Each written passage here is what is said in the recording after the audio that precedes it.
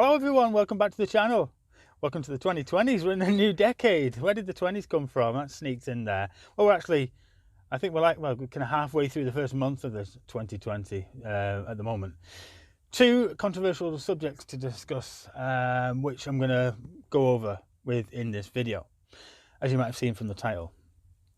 First one is just before Christmas. Well, they both kind of happened just before Christmas. On the run up to Christmas week, if you like. Now the first one is a bit of a grim thing, really. What happened was I came out in the morning, usual morning, dark, dingy, winter, stuff like that. Got in the van and realised pretty much before it even rolled off, before I'd done anything, before I'd even started the thing, I realised I'd been broken into. Now, calm down. Luckily, they did not get in the back of the van. I did catch the guy breaking into the van. Now, when I say breaking, I mean that in loose terms. Having watched them on CCTV, they used a key. They used a key to get in. Can you believe that? They walked up to put something resembling a key in the door and it opened. Now, I've got deadlocks, or slam locks they're called, on the back doors. So even if the back doors were exposed and we're not up against a wall or anything like that, you need more than a key to get in because they're slam locks. I'll show you quickly. You can have the fob, you can have the key, you can open the whole van up, but you still need a separate key for the side door and the back doors. It's not November anymore, but it is Vanuary. Does that work? So I do kind of want to discuss things now. Just to go back to what I was saying, so I've got the driver's door was opened. They got in. It was Christmas week, okay? And I know it sounds a bit violinish, but there's about £260 worth of cash in the van, not on show, just hidden and stuff. I don't really keep things on show here. I mean, with the exception of a regs book, code breakers, and a few bits, you wouldn't know what this van was. There's no sign writing on it. It looks like a coroner's van. You know, there's nothing to say it's an electrician's van, really. Anyway, so this chance that they've got in, they've took the cash, ransacked the place. They actually took bottles of Coke and bits and pieces I had from leftover lunches and stuff like that. Unfortunately, they took my dash cam as well, which really peed me off because it was an expensive dash cam. It was a really good dash cam. And inside that was a very good like a SanDisk memory card as well, little micro SD card. And I mean, I'm not so much bothered about the footage that's on there or anything like that. There's no crashes or there's nothing I need the footage for. Nothing happened. It was just a major inconvenience there. So the camera and the cash, and you can imagine how you feel when you get into basically a crime scene, a burglary, you've been robbed and stuff like that. It was a bit bad. And I don't know, it's like when I was explaining things to the police about what had been taken, I didn't really know straight off the bat, because as I'm looking around, I'm thinking, what did they take? Now, luckily, I mean, they could have took the regs book. There's 80 quid worth of stuff, but they're not. It's not the kind of thing they're after, is it? It's instant, quick money, quick cash, as would be with the tools. I was very fortunate in this case, in one sense. I didn't realise that at the time, but apart from the fact that where my van was located and the doors were locked and they're deadlocked or slam locked, like I said, and my main tools are in the house. Now, this is a benefit compared to however, I'm looking at the downside, that I lost the money and I lost the dash cam up above you there. There's one thing I want to discuss with you, and that is tools in transit insurance. So the break-in happened around about the same time a lot of other things were going on. So all my insurances were due for renewal. My MFT needed calibrating. My annual assessment is due any day now. So a lot of things happen over the space of about 3 to 4 weeks at this time of the year. You'd think I'd spread them out throughout the year, but hey ho. Right, I got in touch with Rhino Trade Insurance, and they tick all the boxes for me, and you can find them out on, they did the podcast with the Electrician's Guide to Everything, so with Sam and Ricky over there. You can listen to them on that. Also, I was speaking to Troy from Rhino Trade Insurance, we've been able to come up with a discount code for you guys should you want to go ahead and purchase some insurance. Now what swung it for me was the tools in transit insurance. 5 grand cover I've got at the moment, and you can move that up and down. You can, depending what tools you carry and how many vans you've got and so forth and whatever. I'm a sole trade electrician and I have select tools. I could probably fill 2 vans with the tools I have. However, the select tools I keep in the van are all covered, and I don't fully load it for many reasons, but for the reasons that I keep the tools in the cover, it's nice to know, peace of mind, that the tools are indeed covered. Now, this discount code I'm talking to you about is JBEC10. I'll put it down here, JBEC10. I'll also leave a link in the description of this video if you want to go and click that link, and that will send you to their insurance website, I guess. And you can, again, if you quote that discount code, you will get 10% off your insurance. Now that's really good discount for you, just for watching this video. So if your insurances are up for renewal, and I don't just mean the tools in transit insurance, I'm talking about public liability, professional indemnity. I think they're doing van insurance as well. They do the whole range of insurances. Go and check them out. And again, if you use the JBEC10 discount code, you will get 10% off.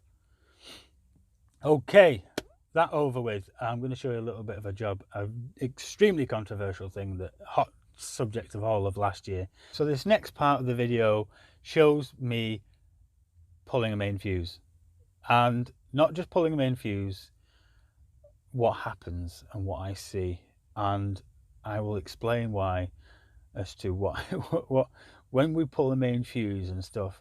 There's various reasons why we need to, or we should, pull the main fuse, but sometimes it's worth inspecting, because you never know what you're going to find. I pulled the main fuse. Now the power's been on here for years and years and years and years. Are you wondering where is the main fuse? Well, normally a cartridge would fit in there, but in this instance you can see there's no cartridge. In fact, I think that's just a piece of stranded, it's not even 1 mil, it's thinner than 1 mil. It's like a piece of multi-stranded cable that's been wound around the 2 pins there, the 2 connection terminals there, and that has, you can see it's discoloured over the time. That is all that's been providing overcurrent protection for this entire installation. And so you want to talk about fires, you want to talk about kind of why, or should we pull this to inspect it? Should we have a look to see what's in there, the ampage? I'll just take the torch down there. Now you can see in there now, there's not really any evidence of fires or melting or overheating or anything as such. In fact, while I have your attention, the neutral is exactly the same. 2 bits of wire. So not only is the neutral fused, or what would have been a fuse in there, but it's not fused because someone's linked it over, not with a proper link, but with a piece of wire, a piece of stranded cable, which is. So here we go now. Let me just put that down a second. Here we go now. Flip the torch round. What do? I plug those things back in? Do I ring the DNO? Do I go out and buy some cartridge fuses and shove them in there, get the power back on? Certainly, in terms of inspections, no testing would have found that. Not really, not really. And I mean, inspecting, so the seals are cut, so I pull it off to inspect it, and when I inspect it, I find 2 bits of stranded copper cable there. Just the whole weight of the installation is hanging on those 2. What are those cables, those stranded bits of cable rated at? Who knows? But I mean, as it happens, it's a small installation. It's not a massive property. It's got 1 ring circuit, I think, and 2 lighting circuits, and then radial circuit. That means nothing if you're going to start connecting tons of heaters and kettles and things that heat up in it, obviously. But still, the issue that we're having with this non-pulling of fuses, or the you're not allowed to, you should, you couldn't, you have to. At some point, someone's going to say, "Did you pull the main fuse to inspect that it was that there was no main fuse there, and that it was actually a piece of wire, and that piece of wire that's stranded, that it's smaller than, I'll bring it up to you here, you can see it again, it's smaller than 1 mil. That piece of wire, that could have been a lot more than one stranded piece of cable. It could have been a nail, could have been a bolt, could have been just a huge big piece of copper in there, just something with God knows what kind of a rating. And yeah, I mean, if it starts getting loose, then you're looking at melting, then fires. I'm surrounded by wood and lat and plastic, apart from the metal board. But I mean, yeah, it's just a dodgy one. It's a tricky, controversial subject I thought I'd just raise. I'm sure most people would see a common sense point of view through all this. And yeah, I mean, it goes above and beyond risk assessments. This is quite dangerous. So, okay, guys, thank you. So you can see the hidden dangers that lie within or behind a main fuse, or sometimes there's surprises in there. Now, at this point, I just want to remind you guys, do not pull a main fuse. I definitely do not recommend pulling main fuses, okay? You ask me, don't pull main fuses, okay? There are so many dangers out there. This is pretty much a typical fuse, main fuse, cartridge fuse housing and stuff, and you'll find that in your house. And there'll be, you know, well, wherever it may be, you'll find something similar to that. And this is, when we talk about main fuses, this is exactly what I'm talking about. This cartridge fuse is rated at 100 amps. What's that going to do to you? Now, that's just the fuse itself. What's coming inside your house may be thousands of amps. And what's that going to do to you? I'll tell you what it'll do. It'll kill you.